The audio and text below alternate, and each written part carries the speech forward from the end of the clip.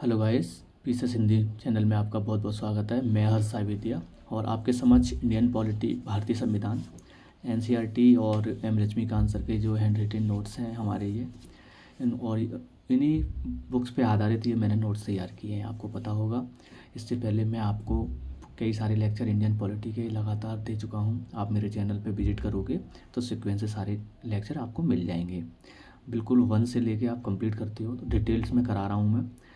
और आपको एक खुशखबरी और कि मैं 100 डे का निःशुल्क कार्यक्रम चला रहा हूँ। ये हमारा यूपीएससी, यूपीपीसीएस या समीक्षा अधिकारी या अन्य यूपीएससी के एग्ज़ाम और बहुत सारे ऐसे पैट है या फिर मान के चलो और भी एग्ज़ाम बनडे एसएससी वगैरह के, वो सब में ये लाभदायक सिद्ध होगी। और मैं बिल्कुल डिटेल्स में करा रहा हूँ, चाहे वो कोई भी एग्ज़ाम हो, सब में ये सूटेबल है। और मैं कोशिश कर रहा हूँ कि आपको मैं कॉन्सेप्ट दे पाऊँ। आयोग का जो पैटर्न बदला है उस आधार पर फैक्ट तो इसमें है ही सम्मिलित, आर्टिकल जो भी आप देखोगे, मेरे और भी चीज़ें मैं और भी सब्जेक्ट कराऊंगा। तो 100 डे का जो कार्यक्रम चल रहा है हमारा, वो उसमें आपको पॉलिटी जैसे जनरल सामान्य अध्ययन है, जनरल स्टडीज़ है, एक लेक्चर जहाँ सामान्य अध्ययन का और एक लेक्चर समीक्षा अधिकारी का जो हिंदी का टॉपिक है।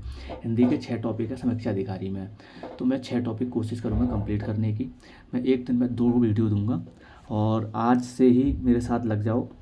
100 दिन तक लगातार आपको मेरे साथ बने रहना है, जिससे आपका सामान्य अध्ययन के जो जितने भी सब्जेक्ट हैं वो कवर होंगे, है ना।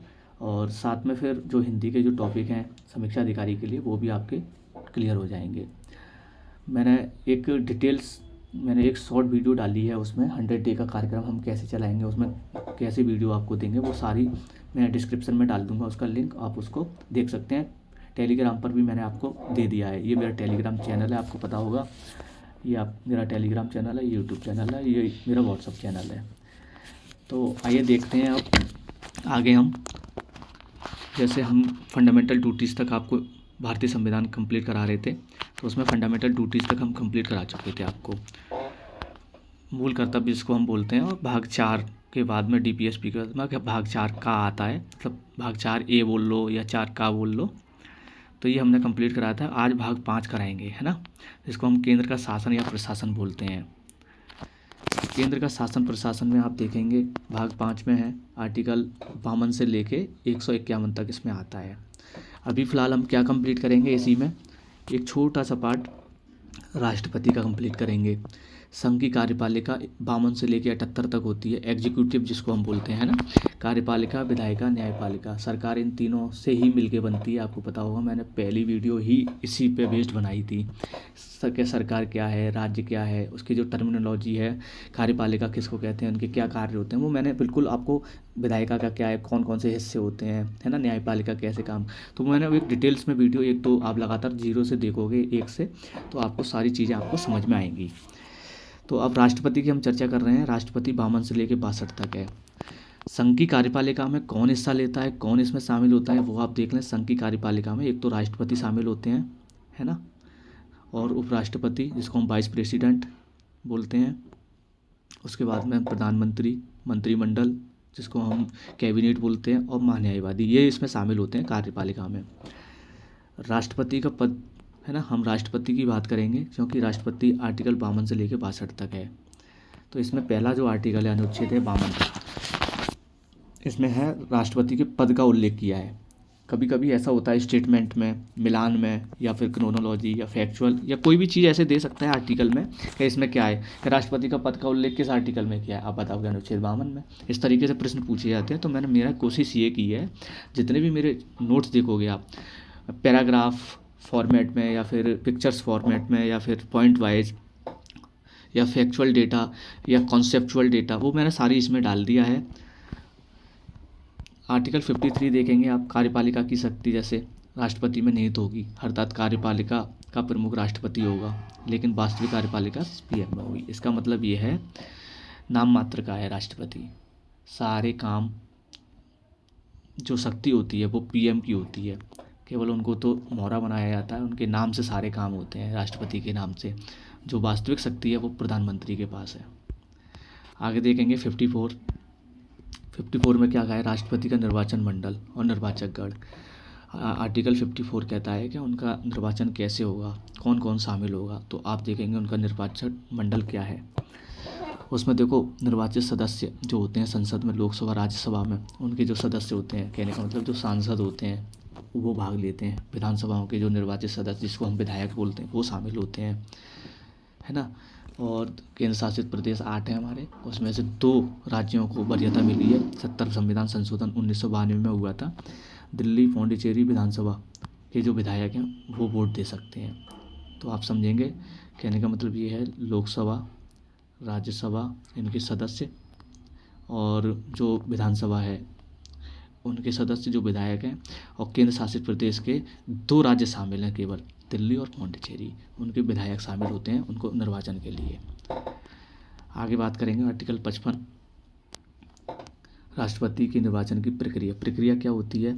ये प्रक्रिया कभी कभी पूछ ली जाती है कि राष्ट्रपति का चुनाव किस प्रक्रिया के तहत होता है। आर्टिकल 55 के तहत प्रक्रिया क्या है वो पूछ ली स्टेटमेंट में, तो आप बताओगे राष्ट्रपति का निर्वाचन अप्रत्यक्ष रूप से होता है ना। इसको बताते हैं अभी। आनुपातिक प्रतिनिधित्व के तहत होता है। एकल संक्रमणीय मत पद्धति और हस्तांतरण पद्धति द्वारा होता है। अप्रत्यक्ष का मतलब इनडायरेक्ट का मतलब जैसे हमने सांसद विधायक को चुनाव दिया जनता ने, है ना, जनता ने दिया उनको, और वो लोग देते हैं राष्ट्रपति को, उपराष्ट्रपति को, तो इसको बोलते हैं अप्रत्यक्ष रूप से। और अनुपात में ये प्रतिनिधित्व होता है उनका। और एकल संक्रमणीय मत पद्धति आगे हम बताएंगे, इसको डिटेल्स में और दिया है हमने। अनुपातिक प्रतिनिधित्व हमने बिल्कुल बता दिया आपको डिटेल में। निर्वाचक मंडल प्रत्येक सदस्य 1 वोट डालता है, लेकिन उसके मत का मूल्य अलग अलग होता है। जैसे 4 कैंडिडेट खड़े हुए तो एक कैंडिडेट सबको वोट देगा अलग अलग, उसके मत का मूल्य अलग है ना। इस तरीके से विधायक के मत का मूल्य का जो फॉर्मूला है वो देखें। राज्य की कुल जनसंख्या, है ना, राज्य की कुल जनसंख्या और विधानसभा के जो कुल निर्वाचित सदस्य हैं, कहने का मतलब ये है जनता है। जैसे यूपी राज्य है, यूपी राज्य में जितनी भी पॉपुलेशन होगी वो प्लस बटे फिर उसके में विधानसभा के जो निर्वाचित सदस्य होंगे, कहने का मतलब जो विधायक होंगे उनको लिख लेंगे यहाँ पर। पॉपुलेशन बटे जो विधायकों की संख्या है वो इंटू 1/1000, ये जो कैलकुलेशन आएगा वो उसके मत का मूल्य हो जाएगा। ठीक है। सांसद के मत के मूल्य की बात करेंगे अब हम। सांसद का मत का मूल्य क्या है। सभी राज्यों के कुल विधायकों के मतों का मूल्य, अभी जो आया था, है ना, ऊपर जो आया था कुल राज्यों के विधायकों के मतों का मूल्य, हम एक एक अलग अलग राज्य का निकाल लेंगे, उन सबको डेटा को यहाँ लिख लेंगे। टोटल करने के बाद में कुल निर्वाचित संसद के जो सदस्य होंगे लोकसभा राज्यसभा के, वो नीचे रख देंगे। उनको जो भी काट पीट करने के बाद में जो टोटल आएगा वो सांसद के मत का मूल्य हो जाएगा। समझ रहे होंगे आप। ठीक है। इन फॉर्मूलों को आप ट्राई करके देख सकते हैं आराम से। निर्वाचन कोटे की बात करेंगे। जैसे ये निर्वाचन कोटा है, राष्ट्रपति के निर्वाचन में निर्वाचन कोटा प्राप्त करना पड़ता है, बिल्कुल करना पड़ता है, तभी राष्ट्रपति बन सकता है कोई भी। कुल वैध मत बटे 2, है ना, कुल वैध मत का 2 से डिवाइड करेंगे प्लस 1 ज़्यादा होना चाहिए, तो वो क्या है, निर्वाचन कोटा पूरा हो जाता है और राष्ट्रपति चुन लिया जाता है। थोड़ी सी इसकी बात करेंगे हम, पॉइंटों को देखेंगे। ये बहुत महत्वपूर्ण पॉइंट है जो मैं ये करा रहा हूँ। देखेंगे, यदि राष्ट्रपति के चुनाव के समय किसी विधानसभा में कुछ स्थान खाली या राज्य विधानसभा के भंग है, तो इस राष्ट्रपति का भारत का राष्ट्रपति होने के लिए जन्म से भारत का नागरिक होना अनिवार्य नहीं है। चलो ये वाली लाइन देखो, यहाँ से है, इस तरीके से समझो इसको।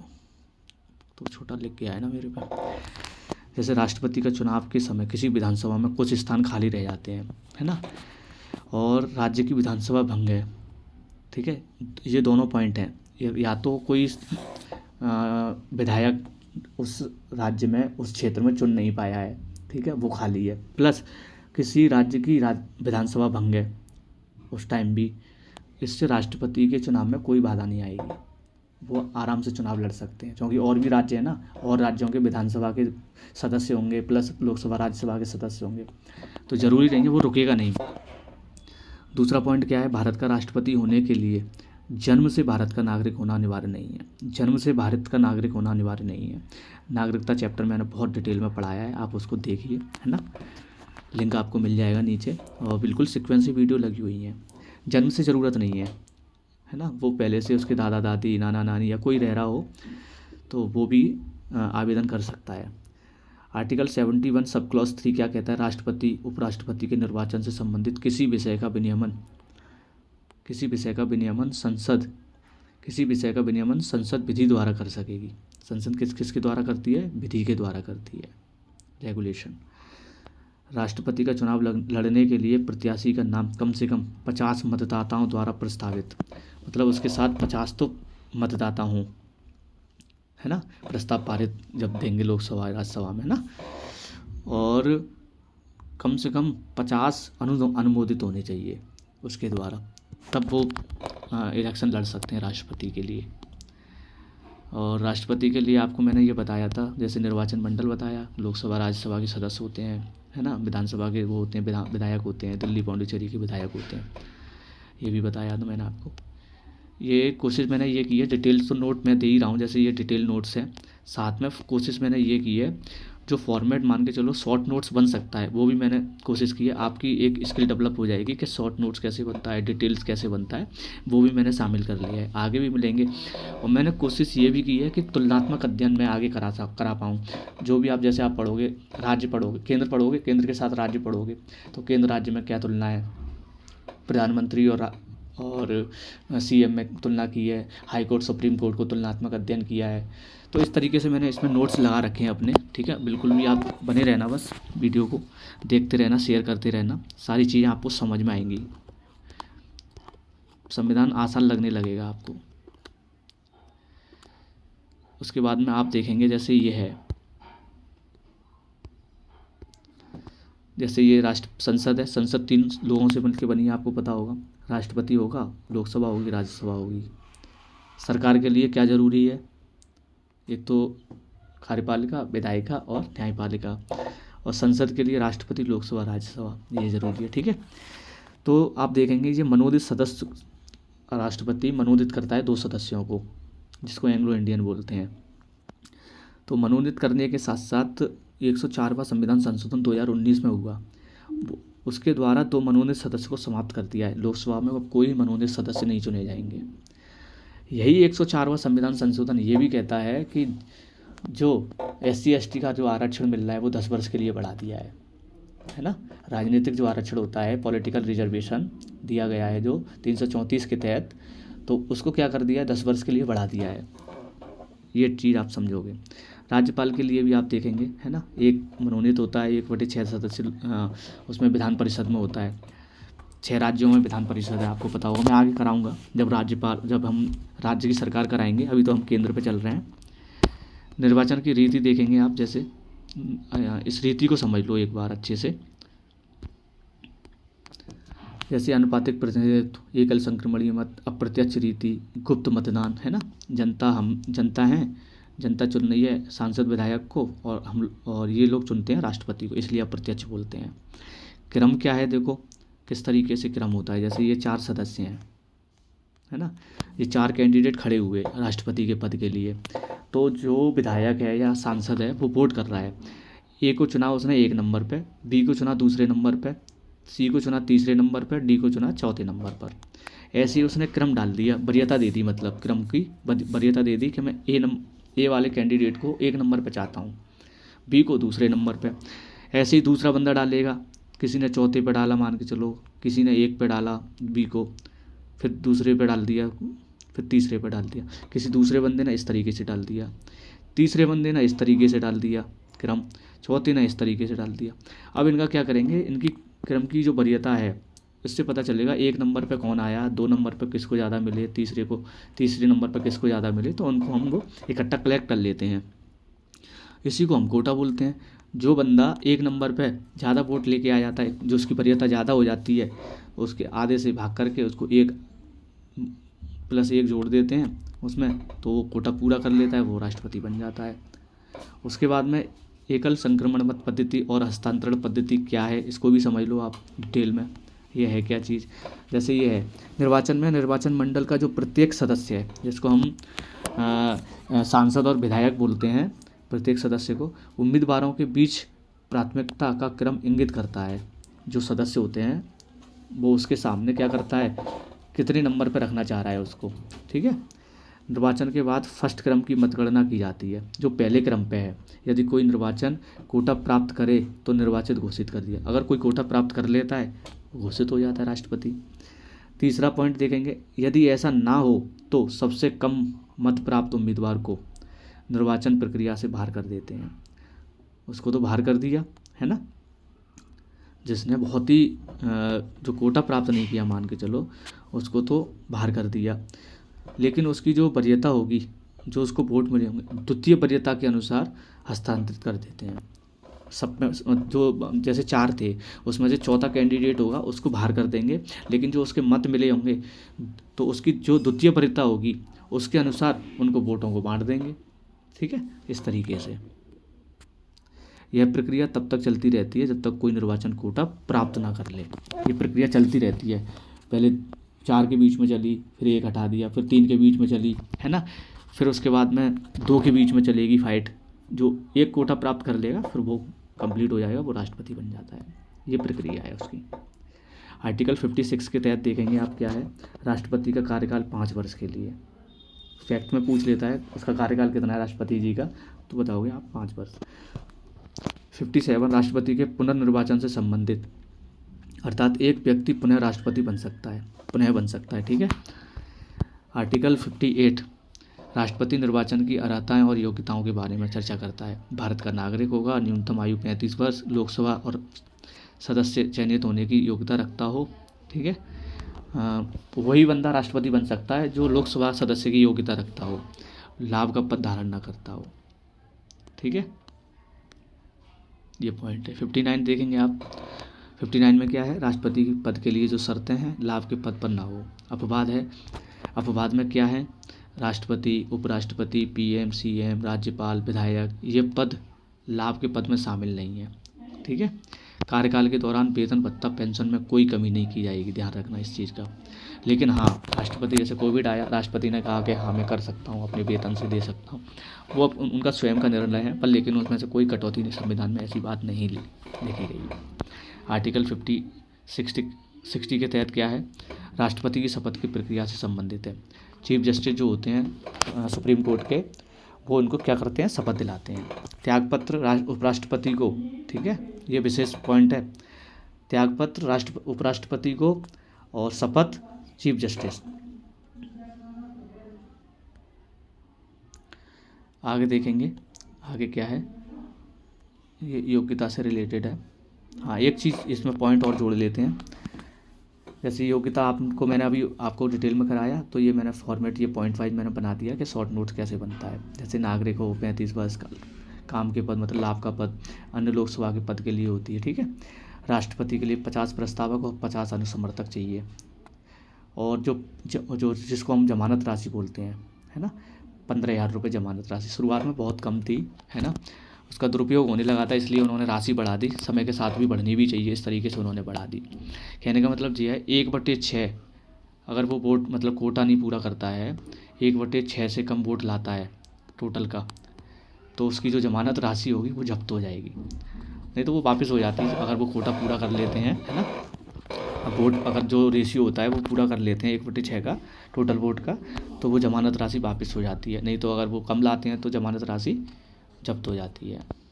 दुरुपयोग भी इसका रुका है, ऐसी बात नहीं है। विवाद की बात करेंगे, जैसे 71 है, राष्ट्रपति प्लस उपराष्ट्रपति, सुप्रीम कोर्ट में ही इनके वाद विवाद होंगे, ध्यान रखना।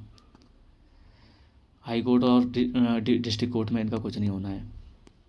उसके बाद देखेंगे मतदान स्थल, राष्ट्रपति का जो एमपी होते हैं, जो सांसद होते हैं, वो संसद भवन में इनका इलेक्शन होता है। एमएलए का राजधानी में जो विधान भवन होता है, ठीक है, जैसे उत्तर प्रदेश की लखनऊ में, इस तरीके से अलग अलग राज्य की अलग अलग राजधानी होगी, वहाँ जो विधान भवन बोलेंगे वहाँ इनका क्या होता है, मतदान स्थल होता है वो।